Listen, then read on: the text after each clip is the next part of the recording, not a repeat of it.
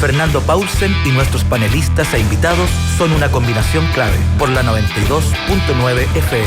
La clave me escucha.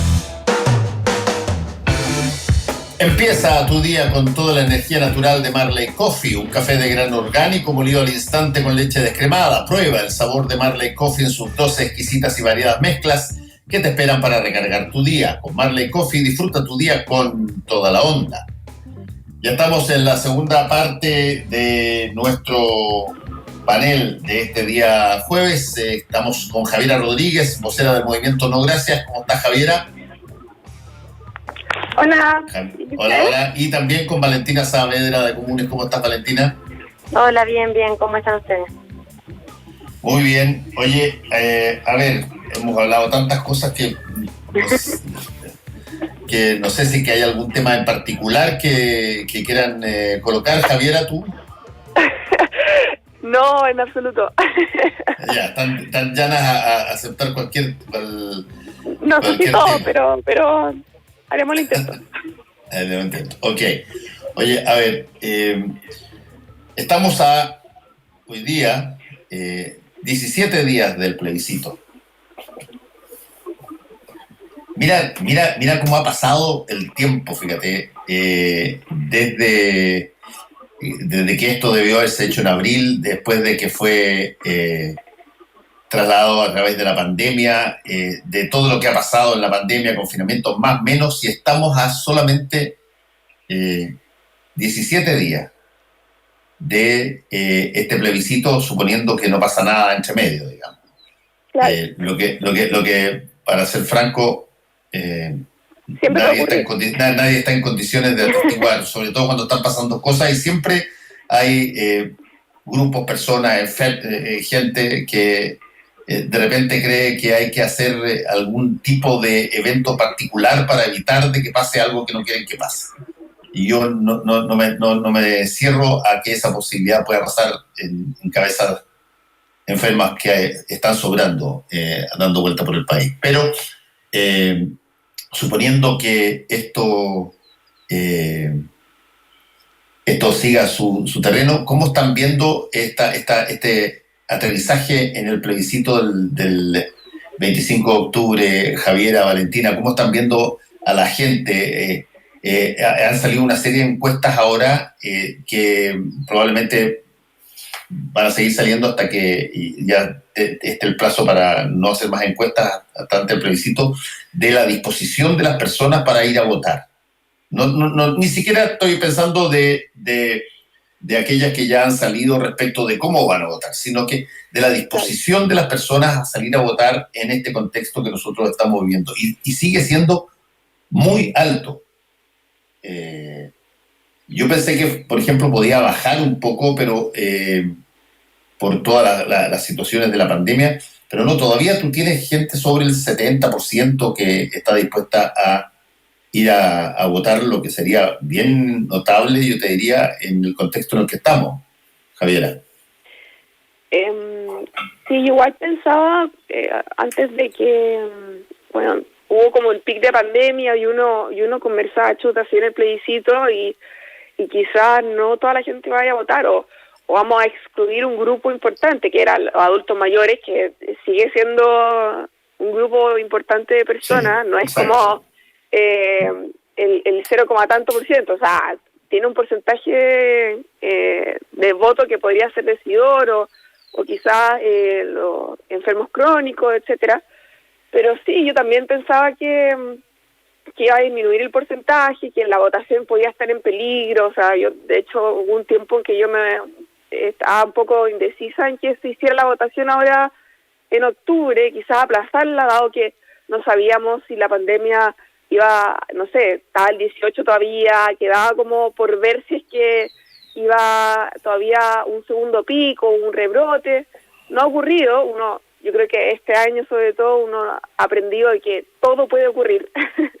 Entonces todavía queda un par de días, pero parece que la situación está un poco más calma, se va a poder realizar, va a tener una alta votación, al menos eso dicen las encuestas, pero no sé, a mí mi principal preocupación dentro de todo esto es que siento que a pesar de que hay una franja electoral, de que de que es un tema que se conversa todos los días, todo el rato, no hay tanto ambiente de campaña, así como lo era, no sé, yo me acuerdo cuando chica, ver las campañas presidenciales y la gente con banderas todo el rato, las pancartas, y me da un poco de miedo en el sentido de que quizás no todas las personas están informadas. Me explico, quizás las personas que viven en partes rurales más extremas, los adultos mayores que no tienen tanto contacto con redes sociales como nosotros los jóvenes, falta un poco como ha estado el COVID, me da como un poco de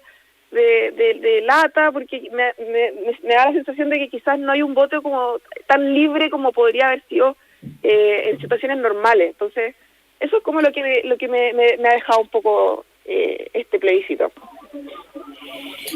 Sí, ¿y cómo lo ves tú? Tú estás asociada a un partido, Valentina, y muchas veces,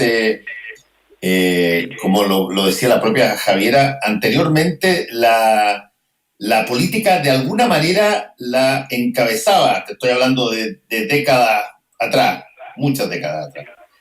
La encabezaba básicamente la actuación de los partidos políticos, de las figuras públicas, de los parlamentarios. Era una cosa liderada, manejada, conducida por básicamente una estructura institucional partidaria. Hoy día tú ves una cosa que es totalmente distinta, donde los partidos están muy cuestionados, al igual que muchas instituciones, y tú ves la situación conducida o dirigida en forma incluso a veces aleatoria, por movimientos, por gente en la calle, por ciudadanía, y eso es algo que es bien interesante porque genera mucho mayor número, pero también tiene más incertidumbre de cuál va a ser la asistencia finalmente a votar. O sea, mira, yo creo que primero, sobre el tema de las encuestas, ojalá lo que plantean las encuestas sea lo que suceda, digamos, en la realidad, que exista este nivel de participación. Y me parece a mí que también da varias luces respecto a como el diagnóstico más general en lo que está la política. O sea, si lo vemos, claro, quizás en momentos como, por ejemplo, las elecciones presidenciales o parlamentarias, ha habido mayor como ambiente de campaña, pero también había menor nivel de participación. O sea, a mí me parece súper importante como hacer esa medición respecto como a la abstención que había como en ese tipo de elecciones. Y a mí me parece de que esta muestra, o sea, vamos a verlo obviamente primero hay que ver los resultados, pero si es que llegásemos a un nivel de participación como el que se muestra hoy en día en la encuesta, se podría ver que quizá lo que está pasando no es que, por ejemplo, la gente no quiera participar o no le interesa la política, sino de que a lo mejor hay un tipo de política, hay una forma de elecciones, hay una forma de representación que no llama a moverse, digamos, a ir a participar, a ir a votar, y creo que da cuenta un poco del ambiente de, bueno, el descrito que han sufrido, los partidos, ¿no?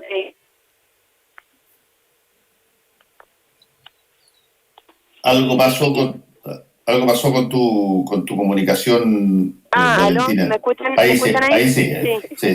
Bueno, no, lo que decía es que yo no sé en qué parte quedaron, pero o sea, el argumento en general creo que es importante mencionar de que este nivel de participación que puede haber en el plebiscito da muestra de que hay un ánimo de participación general de la ciudadanía, más allá de los partidos o las votaciones por un presidencial o etcétera que hemos visto en otros años, que quizás no llaman tanto, y creo que hay una, digamos, se abre una gran pregunta para discutir también incluso como el carácter de la política que se viene hacia adelante. O sea, y creo que no es casual de que para esta ocasión se hayan levantado diferentes formas de campaña. No sé si todavía me escucho. Sí, se escucha perfecto. Ya, que se han levantado para hacer campaña. O sea, entiendo que la misma Javiera es de un movimiento independiente que va por el rechazo, y por ejemplo por el apruebo también se han levantado una serie de organizaciones más allá de los partidos. O sea, está esto de, por ejemplo, toda la organización de Plaza Dignidad, de Me Muevo por el Apruebo, están las feministas con Juntas Hacemos Historia, o sea, hay una serie de, bueno, los mismos colegios profesores, Unidad Social, que son que no están, digamos, por una opción partidaria, sino que tiene que ver más con un ánimo de transformación y que, bueno, se sienten representados, digamos, con este debate político y por lo tanto se involucran y toman parte, y creo que eso es súper importante rescatar. Sí, Javiera, tú estás no en el mundo de los partidos, sino que en el mundo de los movimientos, digamos, y eso revela, y me gustaría básicamente plantearte la pregunta de la siguiente forma. ¿Tú notas interés, un interés que se acelera en la medida que se acerca la fecha en términos de, no te digo solamente participar, pero de interiorizarse del asunto? Porque gran parte de las cosas que hacen los movimientos, que además tienen posición respecto de las preguntas que se van a hacer en el plebiscito, es ir ocultando qué tanto se avanza en eso. ¿Cómo lo hacen ustedes?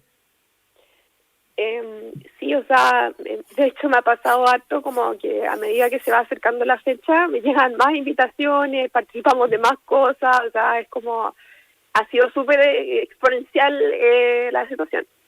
Ahora yo sí quiero plantear una cuestión que para los movimientos independientes o para los movimientos como ciudadanos, sí es un poco más difícil porque, no sé, por ejemplo, nosotros para la franja, nosotros aparecemos un poco en la franja, yo soy de Enografía, y aparecemos unos segundos en la franja, pero para aparecer en la franja tuvimos que lidiar con los partidos, entonces como que todavía no está tan esa frase está para póster. Para aparecer en la franja tuvimos que lidiar con los partidos. Y punto suspensivo, bueno.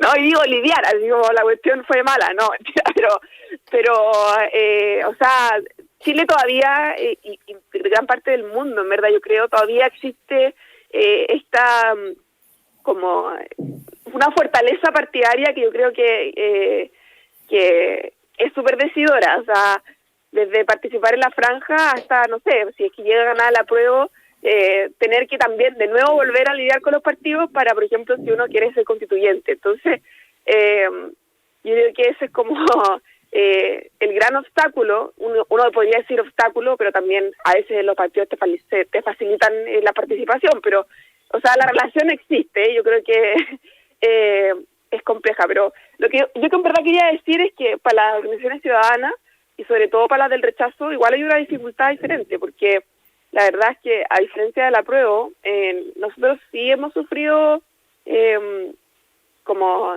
no está tan pareja la cancha, o sea, a nosotros nos toca lidiar con la funa, nos toca lidiar con que nos rompan las pancartas, con que nos acusen, con que nos escriban mensajes. Entonces, yo creo que la competencia en ese sentido no es tan pareja como pareciera ser. Uno dice, ya, tienen el mismo espacio en la franja, tiene la posibilidad de tener voceros, qué sé yo, pero la realidad que uno vive estando como desde ese lado y tan cercano como en el plebiscito, tan metido en los que hubo, es bien diferente y es bien problemática. En el fondo uno tiene que enfrentarse todos los días a que, no sé, o sea, yo aparecí en la franja, por ejemplo, y literal estaba muy asustada porque pudieran funar a mi familia, porque pudieran, no sé, investigar o inventar cosas sobre mí. Entonces es un temor constante que yo creo que le ha hecho daño al plebiscito y también a la democracia.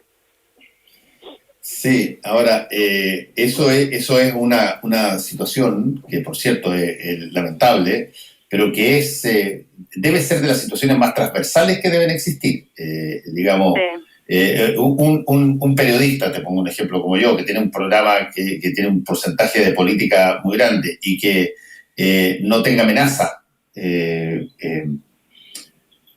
pareciera como que no te hubiesen escuchado nunca, digamos, porque se te va a dar situaciones muy desagradables por parte de hoy día, sobre todo cuando tú tienes un acceso a las personas casi infinito a través de las redes sociales.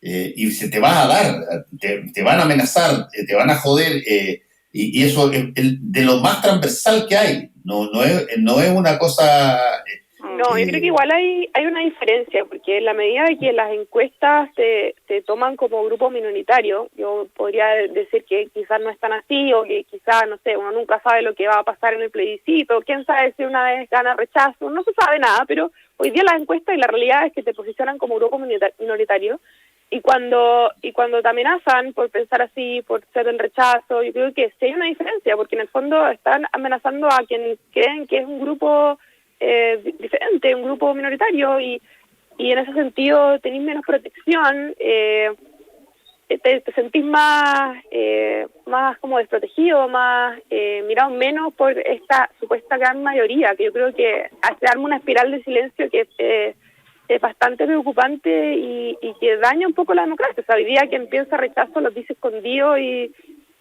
salvo los que nos hemos atrevido un poco a decir lo que pensamos, con el costo que eso significa, y creo que hay un porcentaje oculto de rechazo que teme decirlo por lo que se ha instalado del rechazo, de que no queremos cambiar nada, de que somos los herederos de la dictadura y un largo etcétera que nos dicen por pensar como pensamos. Entonces yo creo que sí es distinto, y lo puedo decir por experiencia que yo creo que quizás Javier ahora lo consideras distinto porque quizás te toca como estar en ese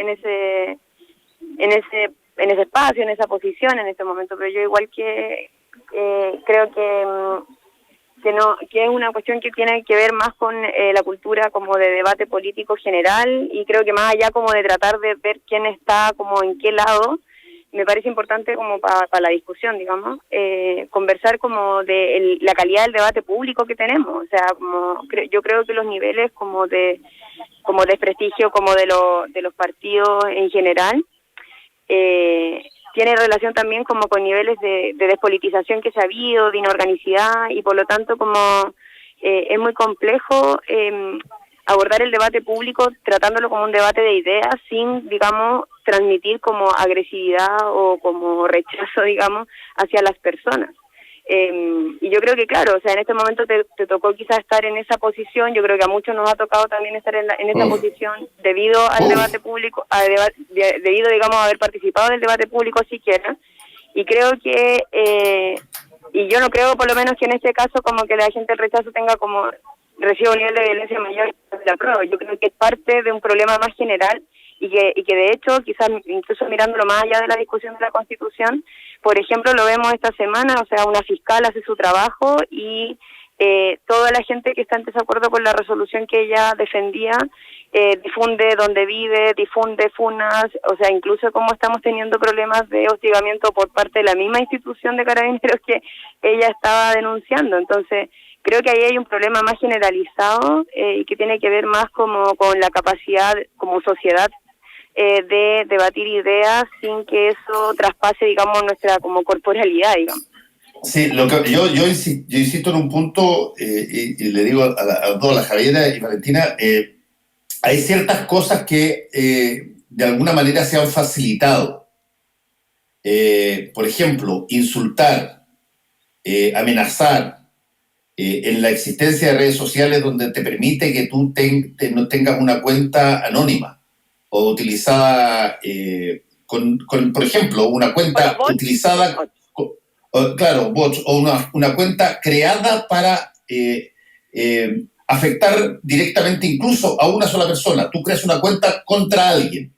Todo eso está permitido hasta que no te pillen, y por lo tanto las posibilidades de que a ti en una situación como esta haya desquiciados que te amenacen, etcétera, es mucho más alta que en cualquier otra circunstancia.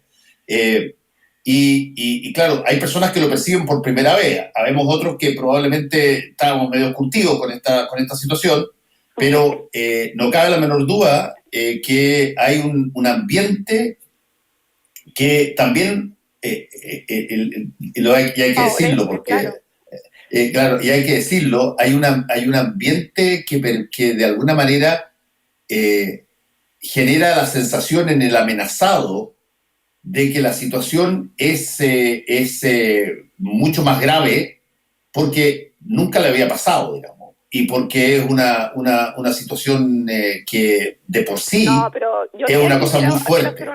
Quiero debatirte el punto porque ya, uno podría decir como nos toca a todos esto de vivir expuesto a las redes sociales. Yo no soy famosa, entonces no es como que me toque tanto, pero sí me ha tocado, pero no es una situación nueva, ojo, que aquí es fácil decir como es súper transversal, pero la verdad, y la Vale yo creo que sabe, porque proviene de un mundo universitario no hace mucho, de que en la universidad esto es pan de cada día y precisamente a las personas que son más de derecha, o sea, no hay que creer que esto pasa solamente en el mundo público, en el mundo fuera de esos espacios, porque en la universidad pasa que las personas de derecha, sobre todo en las carreras más de izquierda o las universidades más de izquierda, que hay que decirlo, sí sufren amenazas constantes por pensar como piensan. Y eso se ha dado durante esta última década y hoy día también ha permeado el mundo público. Y yo creo que ahí no hay que hacerse los locos. O sea, yo misma provengo de una carrera más de izquierda. A mí, por suerte,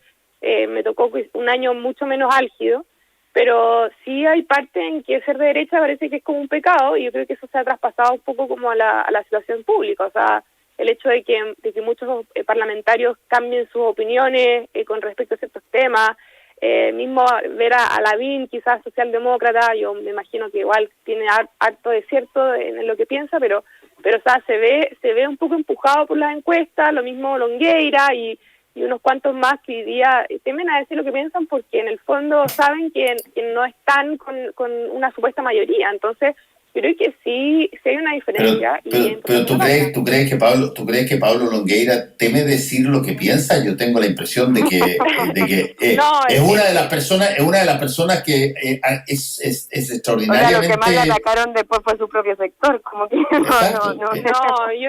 o sea, ocupé el ejemplo de Pablo porque sé que es una persona que todo lo contrario, bien deslenguada, pero sí hay parlamentarios que hoy día cambian sus votaciones porque tienen un poco de miedo a que chuta, es que pero a ver, Javier, o sea, ser figura pública y tener un cargo público implica asumir que van a existir presiones sociales. No, sí, pues, pero vale, la discusión ya la dejé súper planteada, que en el fondo yo sí creo que hoy día ser de derecha, estar por el rechazo, te trae mucho más costos que simplemente estar por el apruebo y ya está, como... Y eso lo vivimos en la universidad y lo vivimos hoy día en el mundo público. Entonces, como... Yo no sé lo que están viviendo en la universidad, pero a mí me parece que victimizarse por defender una posición, o sea, creo que es parte del debate público. Uno puede, digamos, discutir respecto a cómo está el ambiente. Yo en eso comparto con Fernando. Yo creo que además, por ejemplo, las redes sociales mismas colaboran con eso, como niveles de impunidad de las agresiones o el falseo de datos o incluso el compartir datos, como lo que mencionaba yo anteriormente. Sí, pero luego estamos súper de acuerdo. me parece que victimizarse no por defender una posición no sé si colabora mucho con la discusión. No, pero déjame hacerte una pregunta, Javiera, porque me quedó dando vuelta una cosa que tú dijiste. Tú dijiste que hay parlamentarios que cambian su voto por miedo. O sea, más que cambiar el voto, a veces se ven empujados por lo que dicen las redes sociales de ellos, me imagino yo. O sea, yo estoy cerca de los partidos también, pero yo creo que sí existe ese temor, como ocurrió con el 10%, por ejemplo.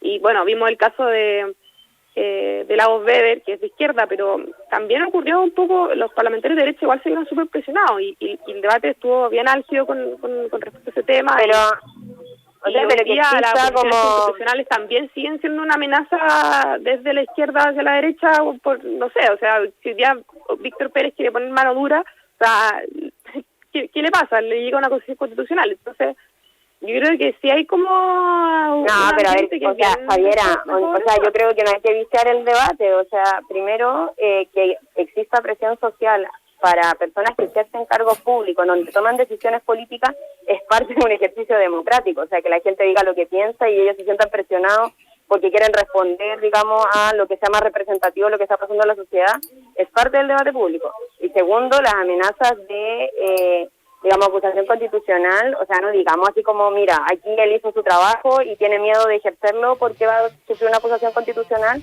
cuando es sabido de que para presentar una acusación constitucional tienen que haber argumentos suficientemente de peso. O sea, hoy día no sé si esos argumentos son tan reales. En donde se sobrepasa como las facultades. Donde se sobrepasan las facultades. Mira, si los argumentos no son de suficiente peso, no cursa. Pero si está cursando es precisamente porque acá ha habido, digamos, no solo digamos en el caso de Pérez, sino también de Mañalich, digamos, se han sobrepasado sus propias facultades o, digamos, se ha faltado a los deberes. Entonces, me parece a mí que como que se vicia el debate cuando se utilizan, digamos, argumentos que pasan por ahí como por al lado y que no cumplen, digamos, con lo que está pasando en la realidad. No, sí, yo reconozco...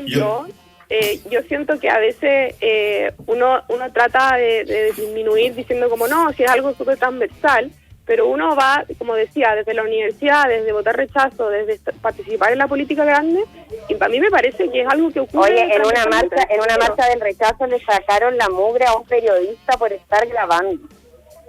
Solo porque saben que el periodista se la aprueba, ¿no? Ya, encuentro como que ya... Pero vale, sí, pero es que estáis como... O sea, disculpa, pero siento como que la discusión no va a ninguna parte cuando pero sí existe una posición como si fuera de... Oye, muy interesante, muy entretenido, pero desgraciadamente lo tengo que cortar. Sigan conversando entre ustedes, comuníquense. Chao, que les vaya bien. Por redes sociales. Chao, que les vaya bien, adiós. Volvemos con Combinación Clave. La clave me escucha.